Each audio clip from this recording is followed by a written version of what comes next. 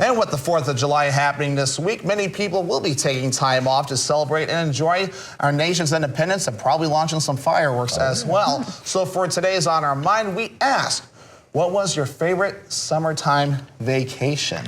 I got this answer in the bag. It was my freshman year of college. It's a long story because it's how I got there. I ended up being in this program that paid for me to take summer classes at WSU. So a week after graduating high school, I started college. At the end of summer, they awarded us with a trip to Puerto Rico.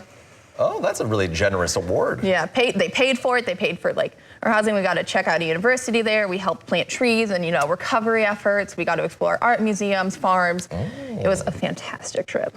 Well, that is really a great summertime vacation. I like to go out in the wintertime, but for summertime, I always enjoyed. I remember we went over to Mackinac Island. Oh, that was go there. Yeah, it was really pretty. A drive over with the dad and family, and they have the horses and the bicycles, and I enjoyed it because they had a fort with a cannon that shot off. And I mean, a little bit of history with a little bit of sunshine never hurt anybody. Yeah. But.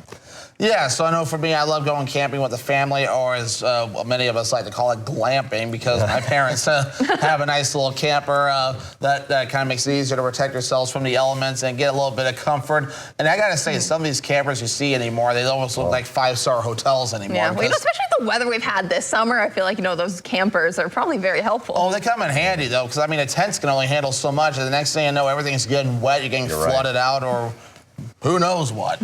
No, I'm always curious, to see how much rain a tent can handle, because, before you know it, I feel like I'm going to be floating in it. Yeah, you open the zipper and be like, oh, hey, I'm part of the Wisconsin River now. Yeah, in that program, they took us camping as well, which is the first, I went camping when I was very, very, very little, and according to my parents, I hated it.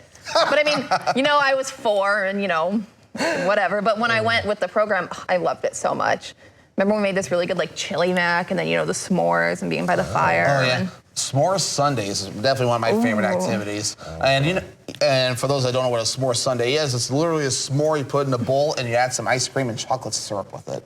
Oh my goodness. I feel like it's in the title, but I'm glad to have the extra explanation. Yeah, because some people don't know what it is, so I know there's probably someone at home that just learned what it is. Devin Big's famous recipe, s'more sundae. It's an easy one. You can make it in less than 5 minutes. Well, after you roast it over the fire.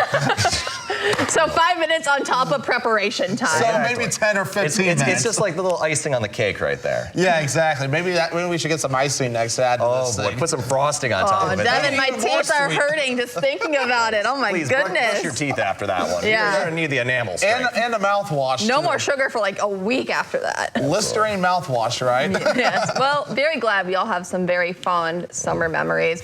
But for now, coming up, see where you can get your hands on some unique craft fair items. But first, Howard is in the Mr. Food Test Kitchen with a recipe for all-American brookie bars.